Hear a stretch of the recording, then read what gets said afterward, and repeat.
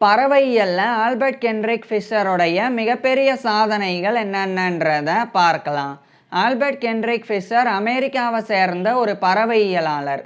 இவர் 1856 மார்ச் 21 அன்னைக்கு யுனைடெட் ஸ்டேட்ஸோடைய நியூயார்க்கில் இருக்கிற வெஸ்ட்செஸ்டர் கவுண்டியோடைய சிங்சிங்கில், அதாவது இன்றைய ஆசனிங்கில் பிறந்தாங்க.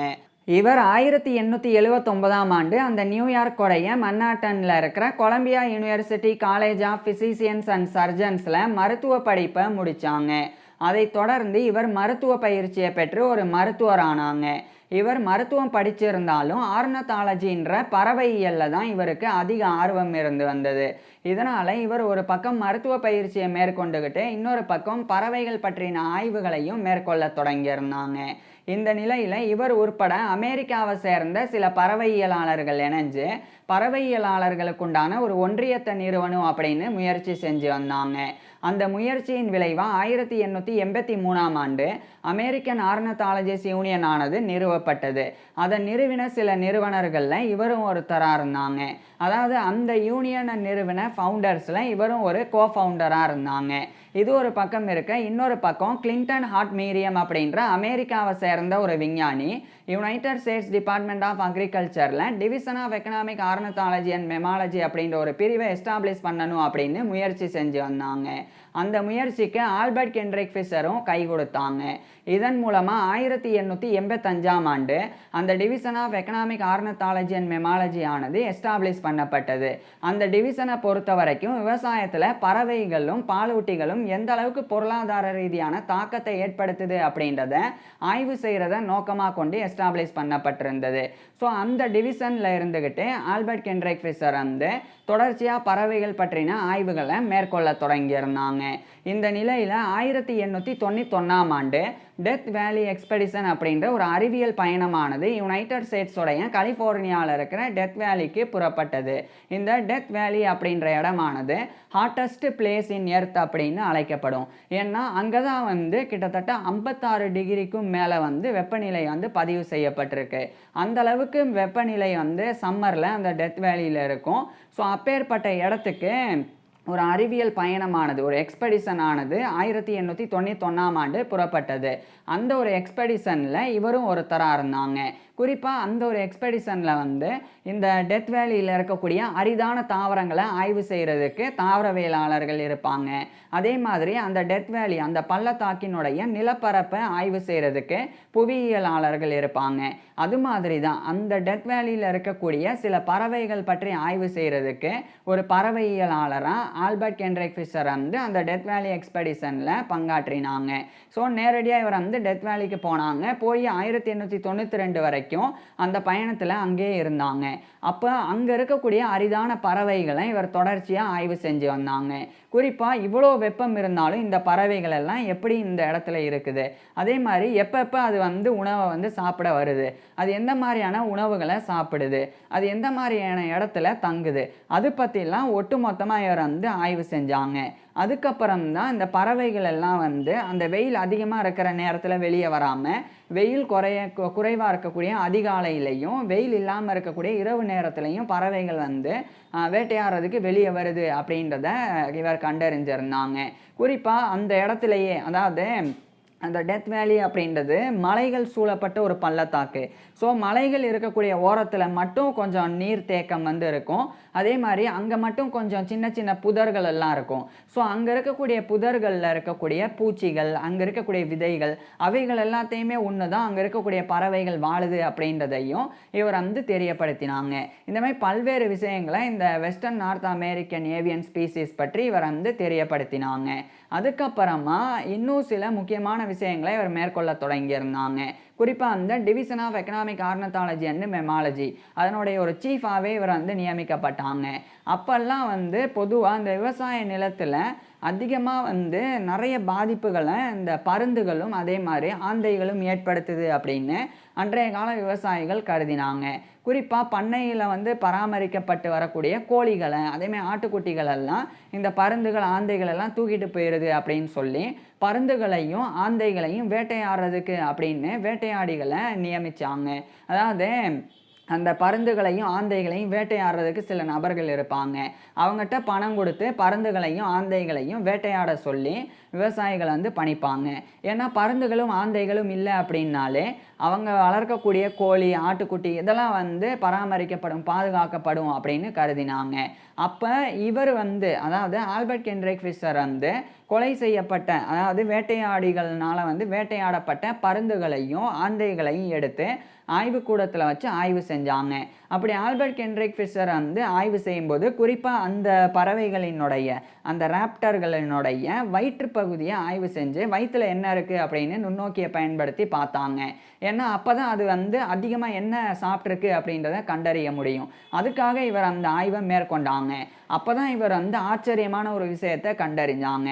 பருந்துகளாக இருக்கட்டும், அதே மாதிரி ஆந்தைகளாக இருக்கட்டும், இவைகள் எல்லாமே வந்து கோழிகளெல்லாம் உண்ணுறது வந்து வெறும் 10% தான். 90% வந்து விவசாய நிலத்தில் இருக்கக்கூடிய தேவையற்ற பூச்சிகளையும் அதே மாதிரி கொறித்துண்ணிகள், குறிப்பாக அந்த அணில்கள், அதுக்கப்புறமா வந்து எலிகள், இவைகளை தான் வந்து அதிகமாக சாப்பிடுது அப்படின்னு இவர் கண்டறிஞ்சாங்க.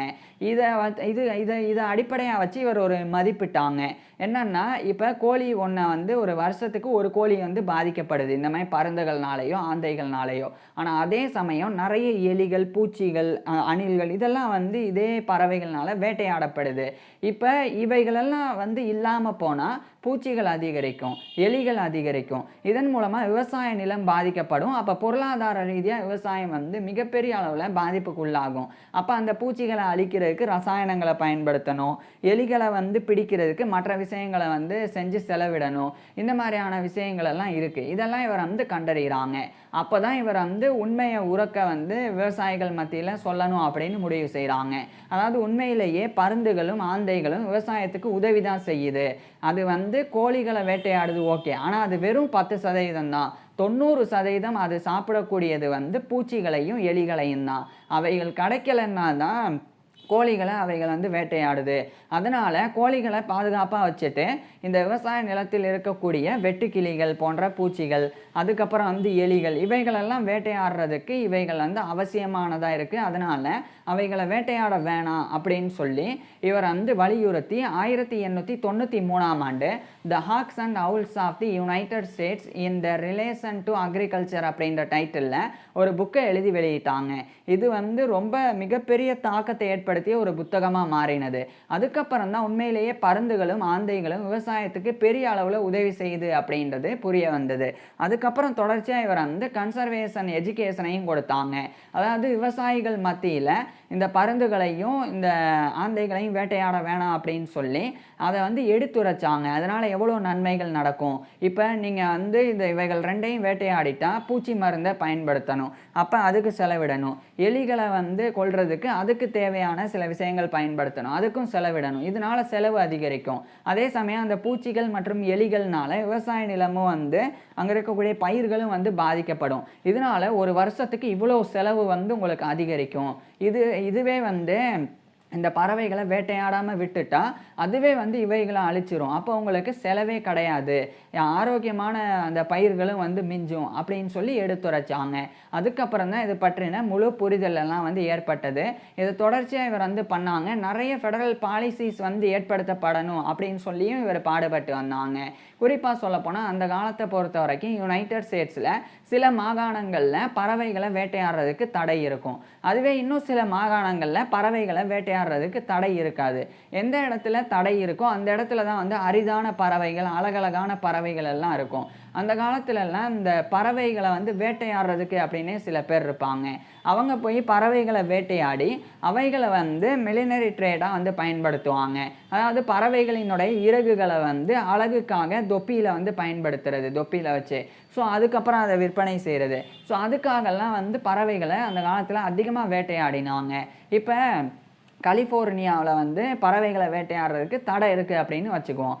அதே சமயம் நியூயார்க்கில் தடை இல்லை. ஆனால் நியூயார்க்கில் இருக்கிறத விட கலிஃபோர்னியாவில் தான் அதிகமான அழகான பறவைகள் இருக்கும். இப்போ அதை வந்து இல்லீகலாக போய் கலிஃபோர்னியாவில் போய் வேட்டையாடிடுவாங்க. பறவைகளை வேட்டையாடிட்டு அங்கே விற்றா தானே தப்பு, ஏன்னா அங்கே வேட்டையாடுறதுக்கு தடை. ஸோ அங்கே விற்றா கண்டுபிடிச்சிருவாங்க. அதனால் அதை கொண்டு போய் பிளாக் மார்க்கெட்டில் அப்படியே கொண்டு போய் நியூயார்க்கில் விற்கிறது. இப்போ நியூயார்க்கில் கைது செய்ய முடியாது. ஏன்னா நியூயார்க்கில் பறவைகளை வேட்டையாடுறதுக்கு அனுமதி இருக்குது. ஸோ இந்த மாதிரி இருந்தது. இதனால பறவைகள் அதிகமாக வந்து சட்டத்துக்கு புறம்பாக வேட்டையாடப்பட்டு வந்தது. அப்போ தான் ஆல்பர்ட் ஹென்ரி ஃபிஷர் வந்து இதுக்காக ஒரு சட்டம் போடப்படணும். என்ன சட்டம்னா, இப்போ கலிஃபோர்னியாவில் பறவைகள் வேட்டையாடப்படுறதுக்கு தடை இருக்குன்னா அந்த இடத்துல இருந்து பறவைகளை கொண்டு வந்து நியூயார்க்கில் விற்கக்கூடாது. நியூயார்க்கில் இருக்கக்கூடிய போலீஸ்னாலையும் அவங்கள வந்து கைது பண்ண முடியும். அது மாதிரி ஒரு சட்டத்தை கொண்டு வரணும் அப்படின்னு சொல்லி இவர் வந்து பாடுபட்டாங்க. இதன் விளைவாக 1900ஆம் ஆண்டு இந்த லேசி ஆக்ட் ஆஃப் 1900 அப்படின்ற ஒரு ஆக்ட் வந்து கொண்டு வரப்பட்டது. இந்த சட்டப்படி இப்போ பறவைகள் வந்து தடை செய்யப்பட்ட வேட்டையாடுறதுக்கு தடை செய்யப்பட்ட கலிஃபோர்னியாவில் இருந்து வேட்டையாடி நியூயார்க்கில் வந்து விற்கிறாங்க அப்படின்னா அங்கே தடை இல்லை. அப்படி இருந்தால் கூட தடை செய்யப்பட்ட மாகாணத்திலிருந்து இந்த பறவைகள் வேட்டையாடி கொண்டு வரப்பட்டிருந்தனால அதை வேட்டையாடினவங்க நியூயார்க்லேயே வந்து கைது செய்யப்படுவாங்க இந்த ஆக்ட் படி. ஸோ அந்த மாதிரி ஒரு சட்டம் கொண்டு வரப்பட்டது. அதுக்கப்புறம் தான் அரிதான பறவைகள் எல்லாம் வேட்டையாடப்படாமல் தொடர்ச்சியாக வந்து பாதுகாக்கப்பட ஆரம்பிச்சிருந்தது. ஸோ அதுக்கு வந்து ஆல்பர்ட் ஹென்ரி ஃபிஷர் தான் வந்து மிக முக்கிய காரணமாக இருந்தாங்க. இது மாதிரி பல்வேறு விஷயங்கள் பண்ணாங்க. இதனாலேயே 1914ஆம் ஆண்டு இவர்னாலையும் நிறுவப்பட்டிருந்த அந்த அமெரிக்கன் ஆர்னத்தாலஜிஸ்ட் யூனியன் அதனுடைய ஒரு பிரசிடெண்ட்டாக இவர் நியமிக்கப்பட்டாங்க. அந்த பதவியில் 1917 வரைக்கும் இவர் இருந்தாங்க. இந்த American ornithologist யூனியனும் Cooper ornithological society இது ரெண்டுமே இணைஞ்சு 2016ஆம் ஆண்டு அமெரிக்கன் ஆர்னத்தாலஜிக்கல் சொசைட்டியாக வந்து இன்றைய காலகட்டத்தில் இருக்குது. ஸோ அதனுடைய பிரசிடெண்ட்டாக தான் அந்த 3 வருடங்கள் இவர் வந்து இருந்திருந்தாங்க. ஸோ இப்படி இவ்வளோ விஷயங்கள் வந்து பறவைகளில், அதே மாதிரி பறவைகள் சார்ந்த பொருளாதாரம், விவசாயம் இதிலெல்லாம் இவர் வந்து பங்களிப்பை கொடுத்திருந்தாங்க. இப்பேற்பட்ட ஆல்பர்ட் ஹென்ரி ஃபிஷர் இறுதியாக 1948ஆம் ஆண்டு ஜூன் 12 அன்னைக்கு இவருடைய 92 வயசில் இறந்து போனாங்க. இவர் இறந்து போயிட்டாலும் பறவையியல்ல இவர் ஆற்றின பங்களிப்பு வந்து மிக முக்கியமானது. ஸோ இப்பேற்பட்ட ஆல்பர்ட் ஹென்ரி ஃபிஷர் பற்றி நீங்கள் என்ன நினைக்கிறீங்க? அதை கீழே கமெண்ட்ஸில் சொல்லுங்கள். அதே மாதிரி இவருடைய ஃபுல் லைஃப் ஹிஸ்ட்ரியை நான் ஏற்கனவே பேசியிருக்கேன். அதை பார்க்குறதுக்கு கீழே டிஸ்கிரிப்ஷனில் லிங்க் கொடுத்துருக்குறேன், கட்டாயமாக பாருங்கள். அது மட்டும் இல்லாமல் நான் பேசின அத்தனை விஷயங்களையுமே டெக்ஸ்ட்டாகவும் டிஸ்கிரிப்ஷனில் கொடுத்துருக்குறேன். வேணும்னா அதையும் வந்து படித்து பார்க்கலாம். தேங்க்யூ.